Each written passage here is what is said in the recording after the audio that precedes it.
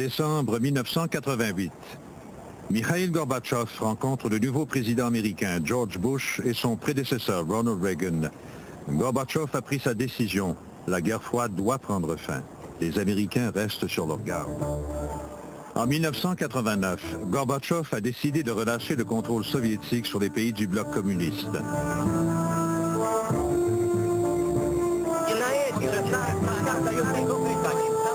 Il annonce aux populations de l'Europe de l'Est qu'elles ont le droit de choisir leur propre avenir.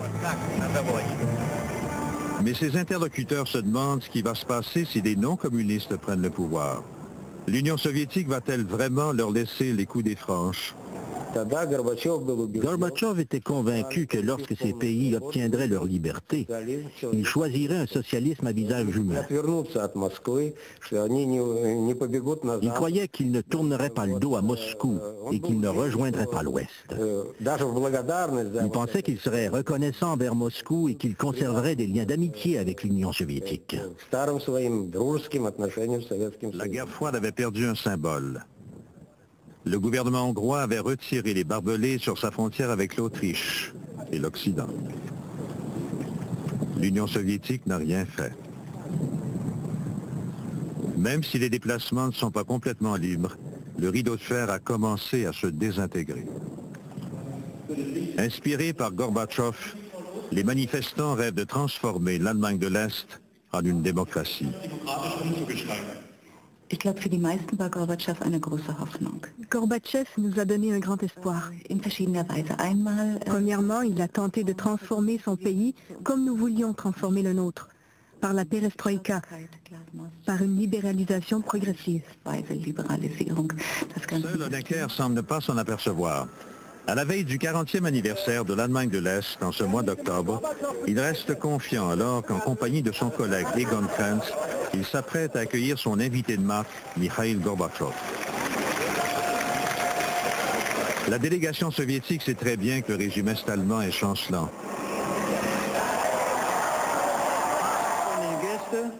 Recht herzlich danken, dass Sie an den Feierlichkeiten aus Anlass des 14. Jahrestages der Deutschen Demokratischen Republik teilgenommen haben. Au dîner, en compagnie de Gorbatchev et des dirigeants des pays du pacte de Varsovie, Honecker est un hôte agréable. Entre-temps, une foule hostile se masse à l'extérieur.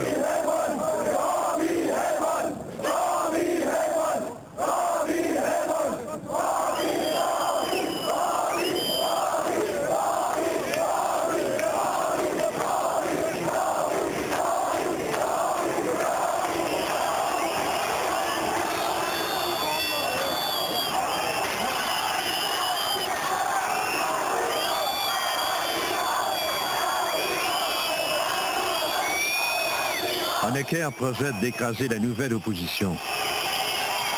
Personne ne sait jusqu'où il ira.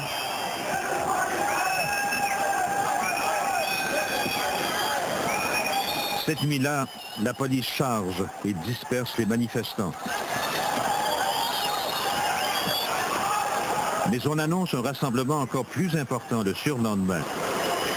L'armée est en état d'alerte.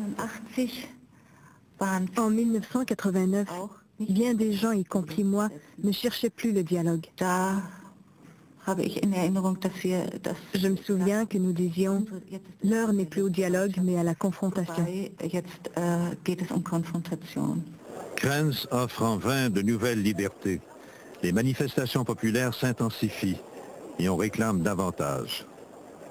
À Berlin-Est, le 4 novembre, 1 demi-million de personnes se rassemblent.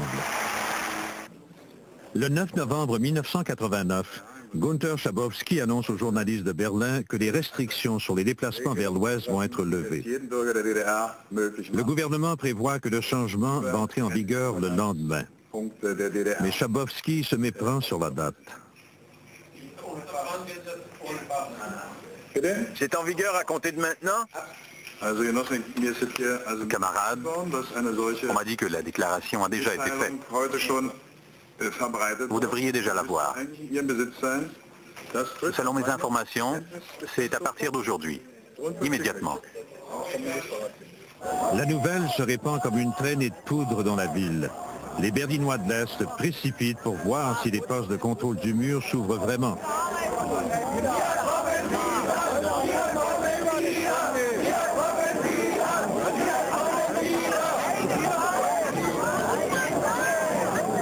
Les gardes-frontières sont déconcertés. La foule est maintenant considérable.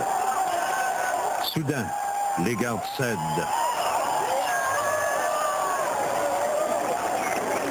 Ils ouvrent les barrières.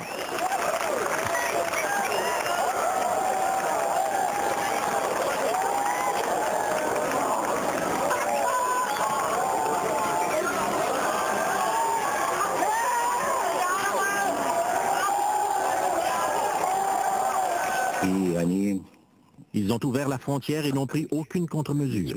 Ils ne m'ont pas consulté ni demandé mon approbation.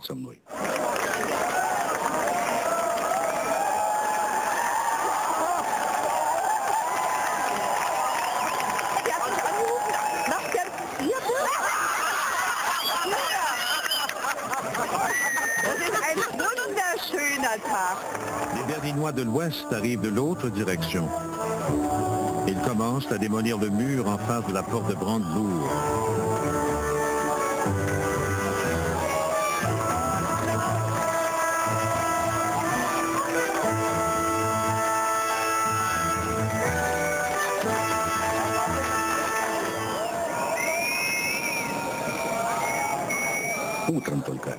Le lendemain matin, on m'a téléphoné. J'ai dit, vous avez pris la bonne décision. Car comment peut-on tirer sur des Allemands qui traversent la frontière pour rencontrer d'autres Allemands de l'autre côté? Il fallait donc que la politique change.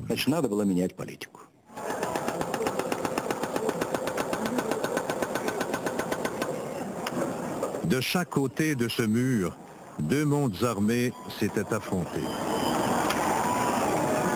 Ce jour-là, leur rivalité bascule dans l'histoire. L'Allemagne va être réunifiée, mais la révolution anticommuniste de l'Europe n'est pas encore terminée.